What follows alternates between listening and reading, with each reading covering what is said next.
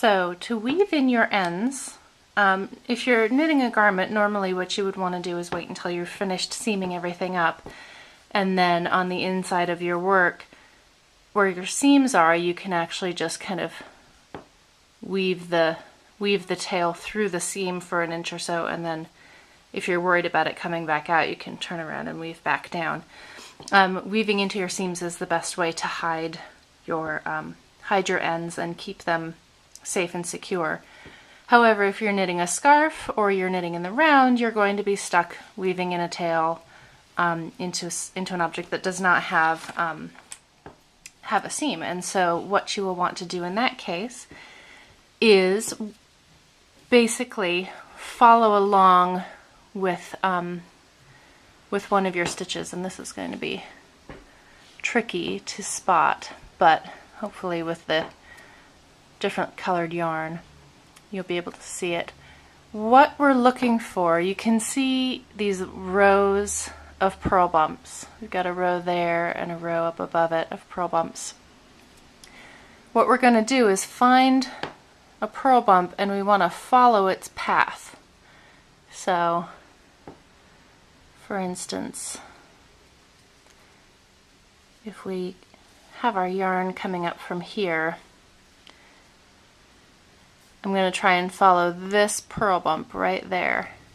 And so I can see that it's coming up underneath this leg. So I'll, without splitting my yarn, I'll come up under that leg as well. And then it goes over and goes down into this bump. So I'll do the same thing with my yarn. And if you lift up, you can see that the leg of that purl bump is right there. So, and it's going down under that bump. So I'm going to follow it down into there.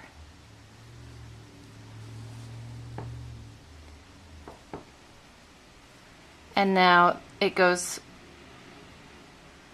down here. We're going to follow this bump up. So this bump goes over, it goes underneath this guy, and then you can see the leg of it right there comes back up under this same leg, under this same bump that this one is underneath. So we'll go across like that, and I just don't like to do it in one fluid motion. It just saves work.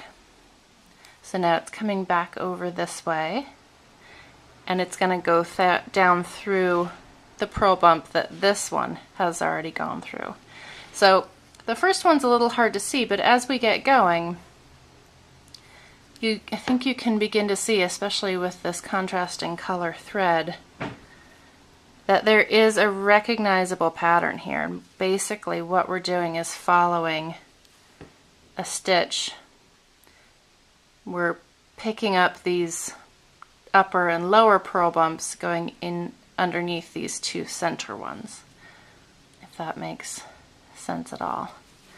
And what's really great about this way of weaving in ends, and you only need to do, 4 or 5.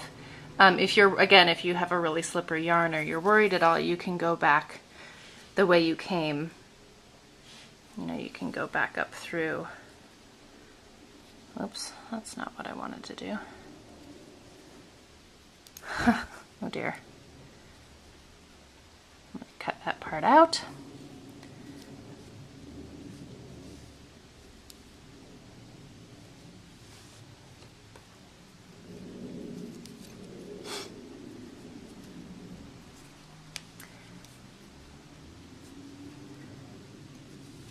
So if you have a really slippery yarn or you're worried at all about your ends coming loose, you can go back the way you came. So I've been going this way, so now I'm just gonna go back under the same bumps just for a couple of stitches.